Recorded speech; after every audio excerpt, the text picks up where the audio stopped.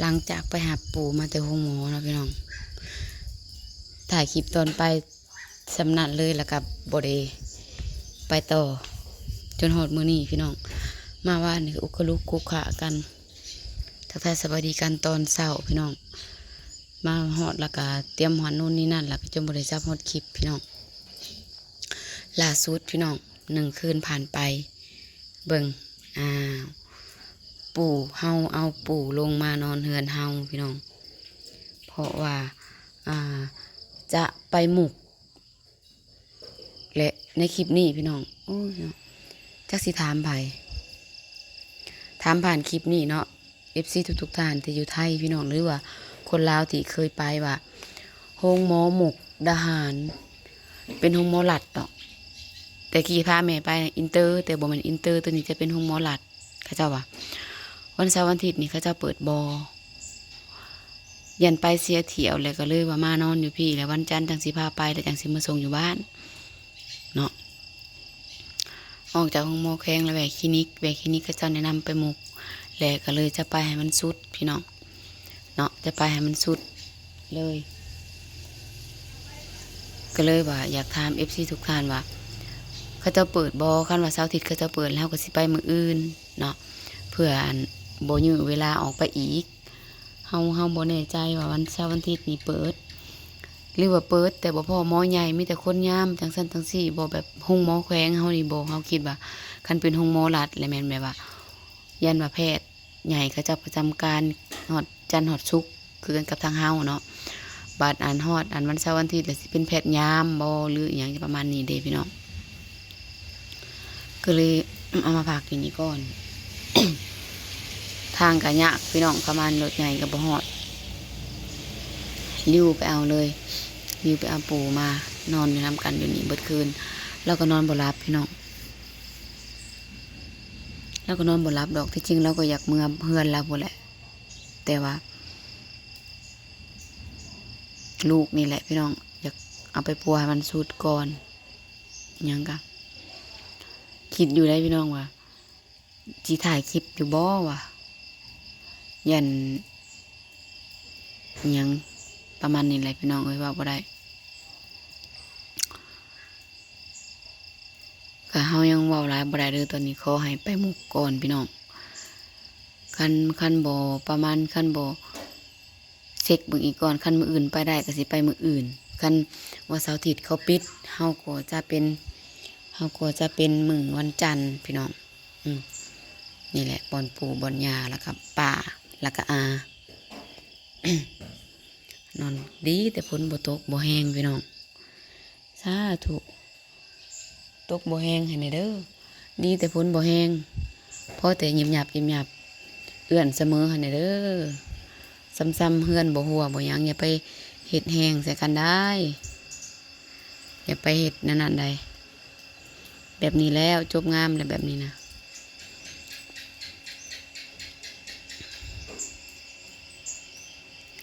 ให้ฝนแห้งนะก็บ่มีบ่อนอยู่และเฮือนนี่ก็พี่น้องแม่ลูกนี่ก็หัวโจนเบิดอย่าเฮ็ดนั่นให้เราเห็นได้ละสิเป็นห่วงกว่านี้มาดมน้ำอบน้ำเหี่ยวหลานเหี่ยวสะบอนมึงรู้เสือนะด่างเหี่ยวนะมาเบิ่งทางนี้พี่น้อง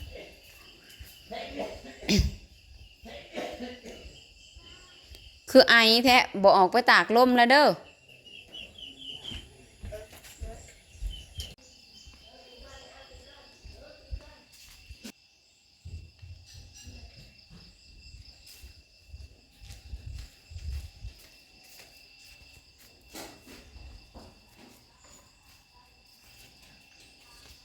อยากมาหาปู่เด้ปู่แล้วสิไปไสแล้วมานอนน่ะมีรอยแหละอ้าว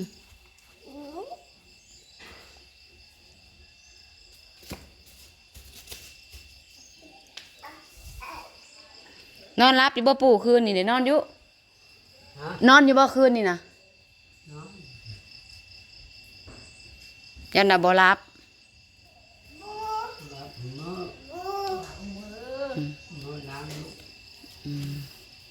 นางลูกนอน นอนกันเพิ่มนอน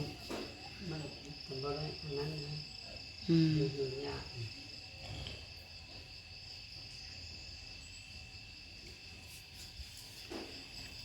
อย่าดื้อเด้อลูก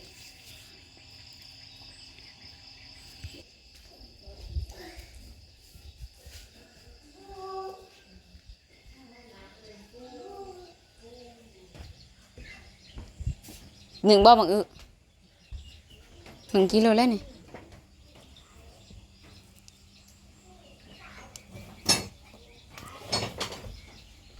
เต็มต้มกบให้แล้วบ่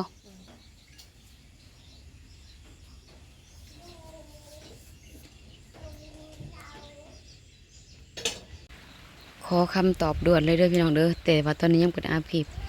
มื้ออื่นสิพาไปโรงหมอหมูกแกหยังลูกมันงามไหมนะมื้ออื่นสิพาไปโรงหมอหมูกแต่ว่าบ่ฮู้ว่าอัน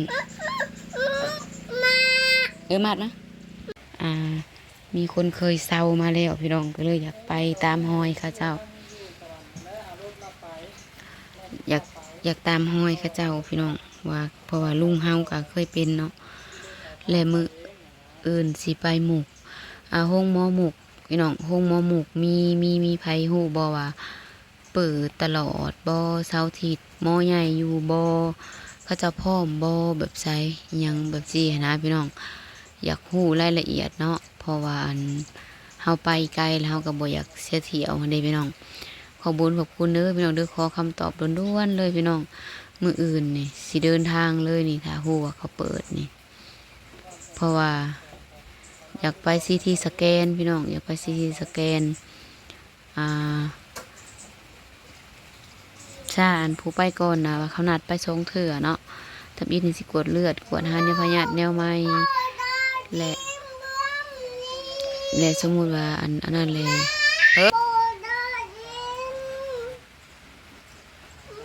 คัดจังหวะเพราะว่าห้องหมอหมูกพี่น้องไปห้องหมอหมูกพายิงแม่ไปน้ำหมูกอินเตอร์อันนี้ห้องหมอหมูกเนาะ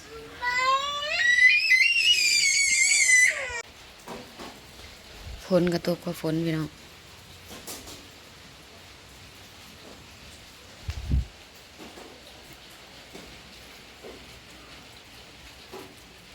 แต่ว่าพญาติเล่านั้น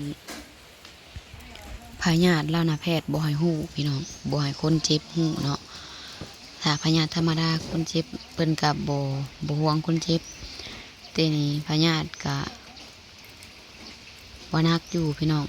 แต่เฮาอยากไปให้มันสุดเนาะเพราะว่าพญาติที่เราเป็นนี่มีคนเป็นก่อนแล้วอาการเดียวแบบเดียวกันมากวดแถวนี้นะและเขาเจ้าไปพุ่นเขาเจ้าก็แนะนำไปหมู่ไปแล้วมาแล้วเล่ากระทรวงกระเศร้าเนาะลุงเฮาผู้ไปมาอยู่นี่เด้เสียนดอกไปกวดลายบ่องลายบอนพี่น้องตะกี้รอหอดวันจันทร์แล้วบัดนี้แหละมันรอบ่ได้พี่น้อง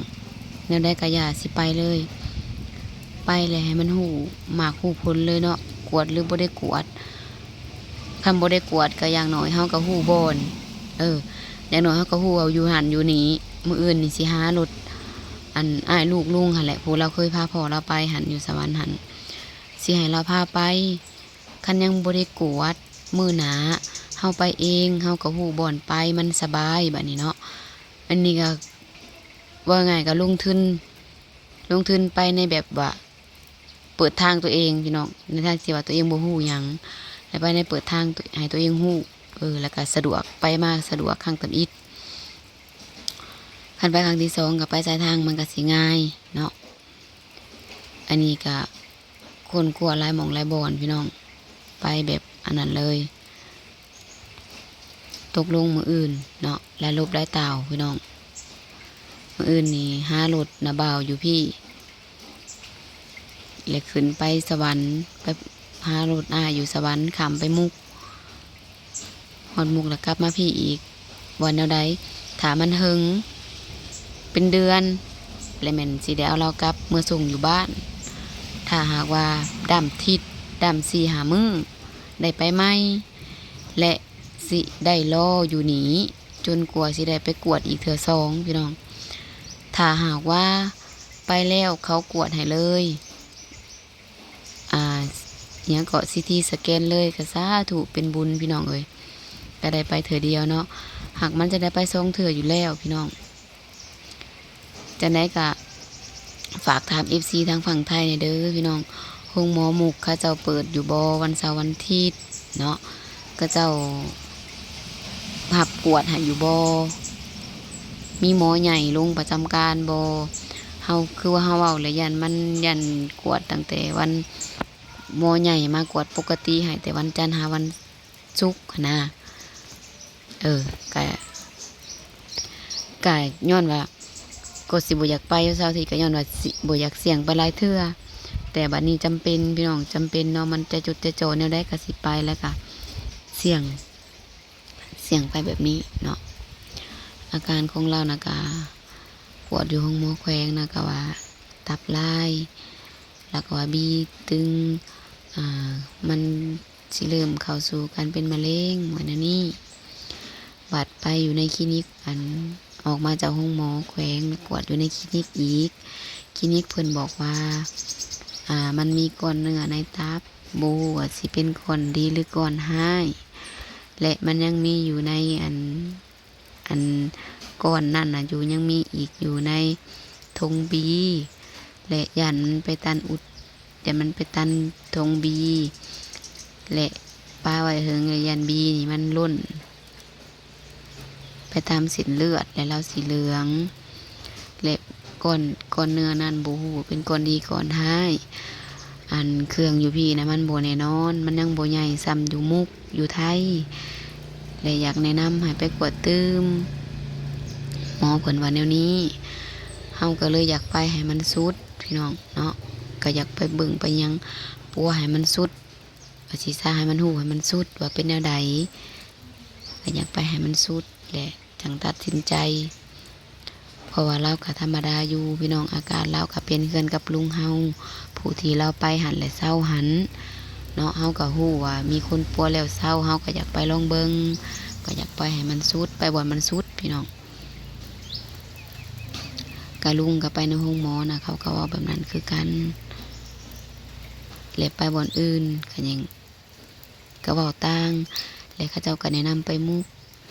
และเฮาก็สิไปหลายหม่องหลายบ่อนอีกอยู่แต่ว่าไปมุกมาก่อนกินหักไม้หักอยู่หมักยาเบิ่งก่อนพี่น้องจังได๋ก็ขอคำตอบในเด้อพี่น้องเด้อตอนนี้เฮาสิขออัพคลิปก่อนพี่น้องเว้าดังก็บ่ได้ย่าก็บ่ได้ให้ฮู้ปู่ก็บ่ได้ฮู้พญาตินี่ฮู้แต่ลูกแต่เต้าพี่น้องคันว่าบ่ดังพังบ่สัตว์ก็ขอโทษขออภัยเด้ออย่าเราได้ยินพี่น้อง